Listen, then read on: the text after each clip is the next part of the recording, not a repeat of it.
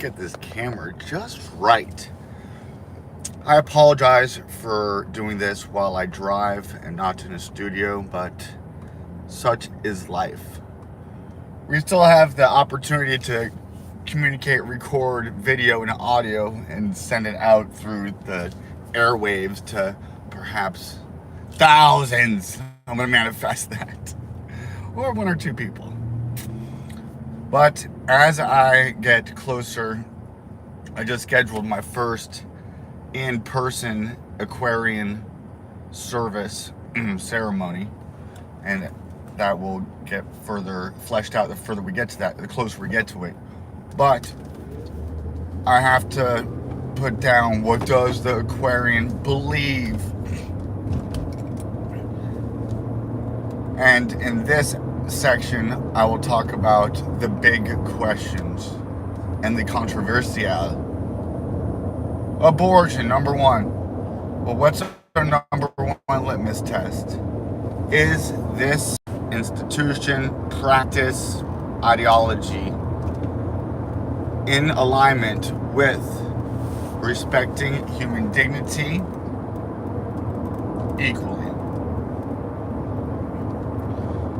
So, in this case, that really comes to the forefront.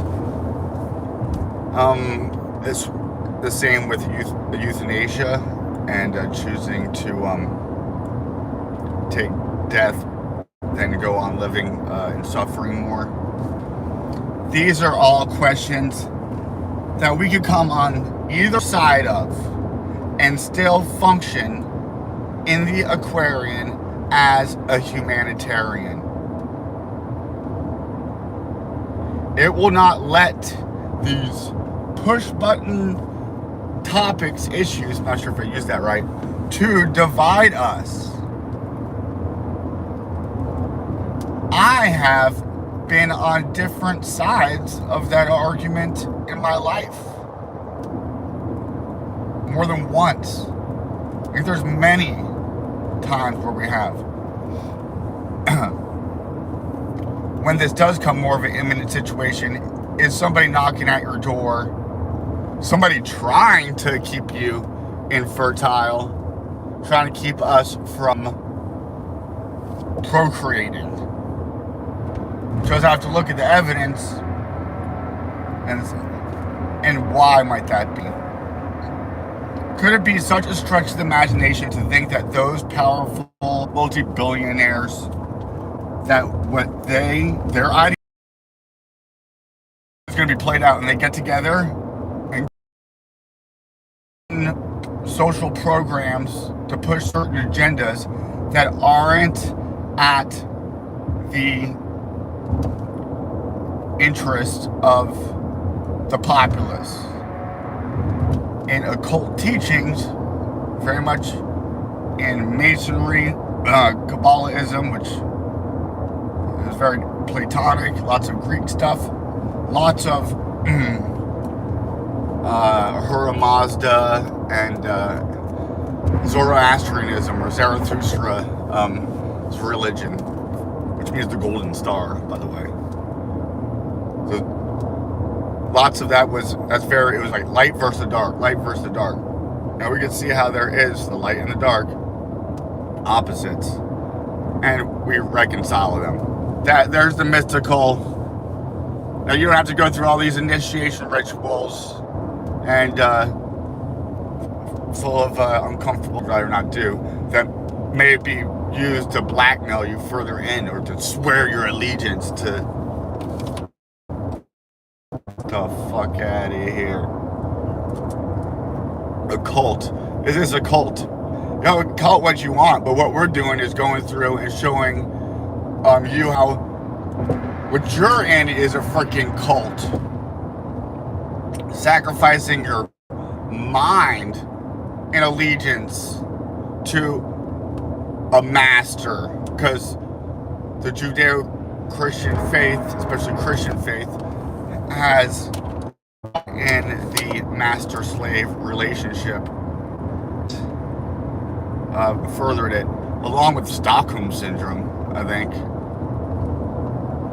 we collectively have an abandonment issue. And that just might be reality, you know.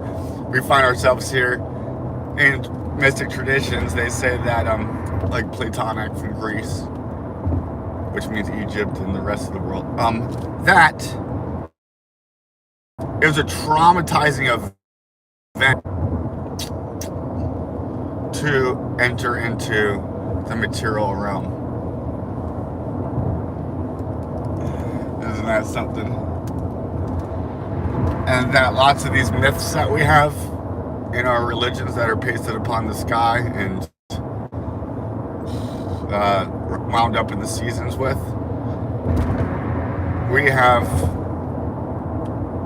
that story of healing from trauma, from being fractured, separated from ourselves and others.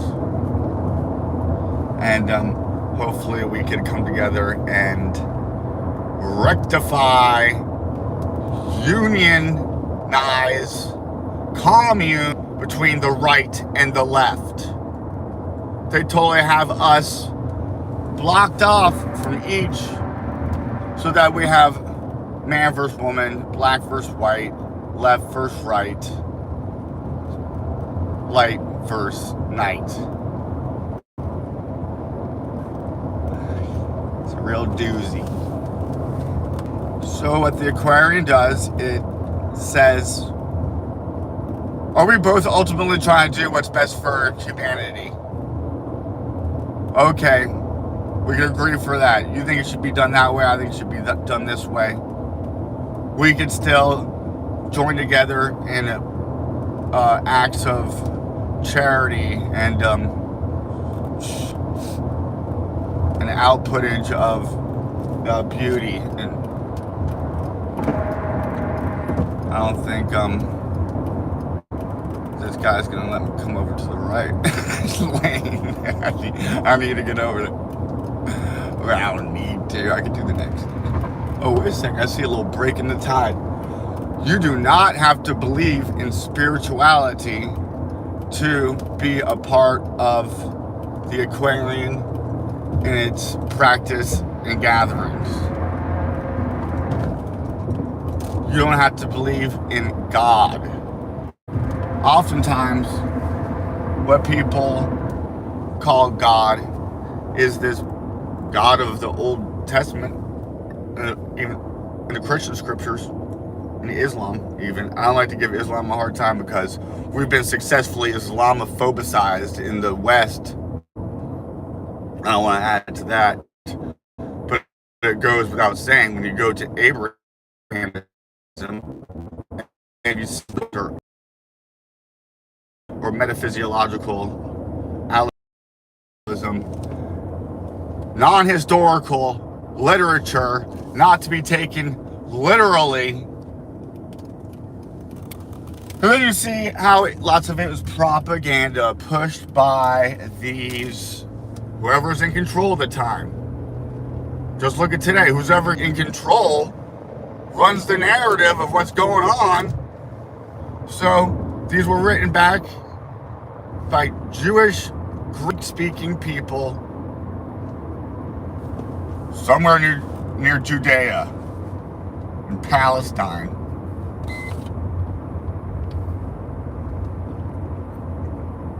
Most likely coming out of the school of Alexandria, where there was a large population of Jews.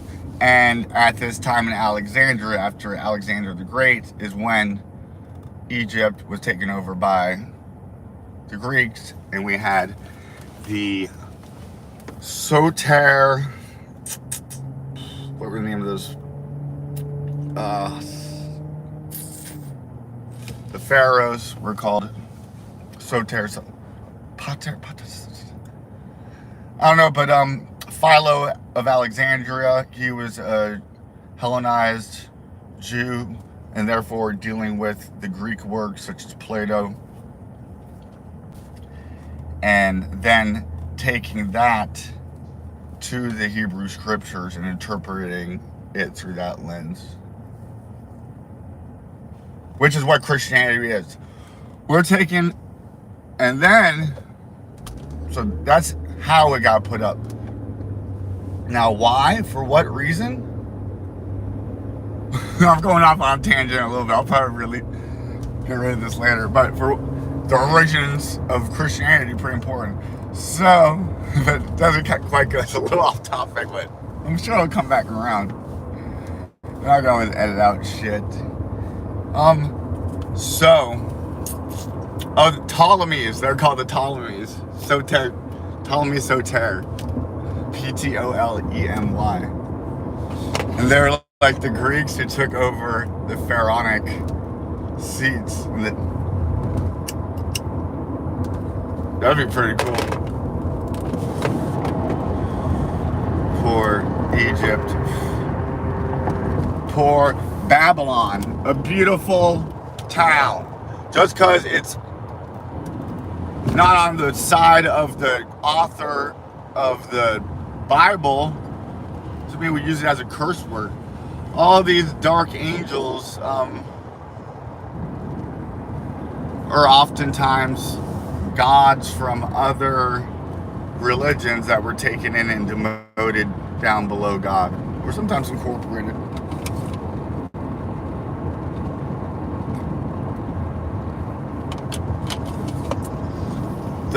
The very patriarchs and prophets of the Hebrew scriptures are often gods that were demoted into living people. Samson, the hero, being Hercules. Now I say that to say this.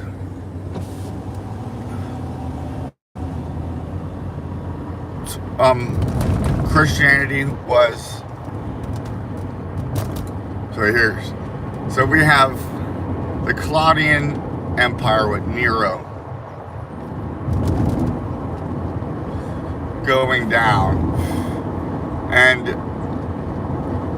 around that is interesting about whose fault that really was. But we've been lied to through history so much. So sad. Then, after the Claudian dynasty comes Titus and his son Vespasian.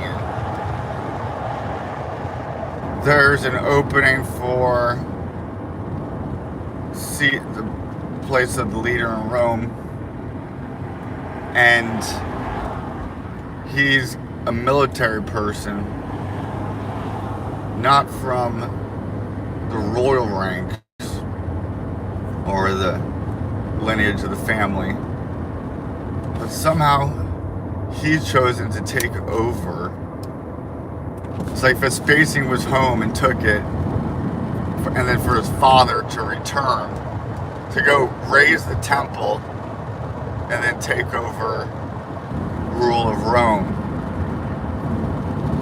So he's in Alexandria in Egypt, and he needs a religion that is going to be able to subdue its citizens. So in the area of Judea where there's rebellions going on, the elite Jews got together with Titus and created a more pacifistic religion version of it, offshoot out of Judaism. Now for the Gentile world, who he was looking to conquer, I think his soldiers would probably be part of the cult of Mithras or something, who slays a bull, not a suffering servant who turns the other cheek. And what it did, it eventually, I believe the Jewish elites within the Roman ranks was there as part especially in propaganda, as we see with Flavius Josephus, given the name Flavius because he was adopted by the Flavian dynasty, while in fact he was a turncoat who looked like he sold out his people, but in the long run, looks like he might have been a Joseph type figure who infiltrated the Roman elite like Joseph infiltrated the Egyptian elite. It's their national story. It's the MO. It's their modus operandi. By deception is how Jacob stole the blessing, the birthright blessing from his brother Esau, from Abraham. All fictitious shit. That one used to promote cunningness. The God of the Old Testament is not worthy of being praised. And I'm not saying more so than that the God of, there's probably stories about the God of Thor doing messed up stuff, because we see these stories are reflections of the human collective conscious and creativity, often embodying archetypes and archetypical journeys, storylines that involve a dying and a rebirth, a going out and coming back in. So what this religion of Christianity did do was used to carry out the God of the Hebrew-speaking Jewish people, for lack of a better word, the Israelites or the Judaites, through Christianity was the strong arm. And it got all the foreign nations, all the Goyim, to worship, to abandon their ancestral gods and worship a foreign god who actually hates them. So how would you do that? Well, you could have them being forgiven through a human sacrifice, a child sacrifice ritual, really is. When you come down to it, the father sacrifices his son, and then it brings in blood magic, ceremonial blood magic rites used to take the guilt off of your head if you did something, and then the church holds that power over you, the keys to the kingdom of heaven. There is such thing as a healthy guilt. If you do something fucked up, you should feel bad about it. Now, does it get to a point where we could be overly scrupulous and feel like our idea of God, of the divine, of what's holy, is so scary to us, and we feel so unworthy and so stained, and maybe that's a sign we need to get our soul right, but maybe that's a sign the version of God that we've been given and that we walk with daily is a shitty version, or a version of that upset parent that you only obey out of fear. Well, what makes love in a relationship possible, and only possible, when the presence of freedom is the mainstay of that narrative. We are losing our freedoms daily and daily through the promise of safety. We're intentionally being dumbed down, divided, subjugated. And I don't think this is being done on accident. And I think if we have a chance to get through this is by not letting these questions divide us. Try to use common sense and mercy, understanding, forgiveness, but a objective sense of the fuck is right and wrong. That line's not always so black and white. I hate to even say black and white. That line's not always so clear. And when it's not, still try to hold the other one dear who is on the other seemingly side of that line.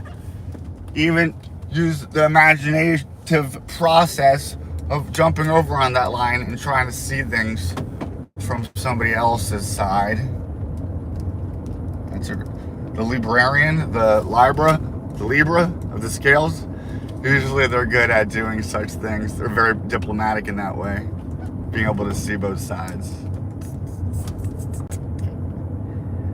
Scorpio, myself, very black or white. Maybe not right. That's why I like being agnostic and even claiming the title agnostic in the Aquarian. Saying, we don't know. But then also gnosis, because we do have these moments of this real knowing, a sense of knowing. And then life goes on to show us that we were probably wrong. Alright, I just love these talks. Alright.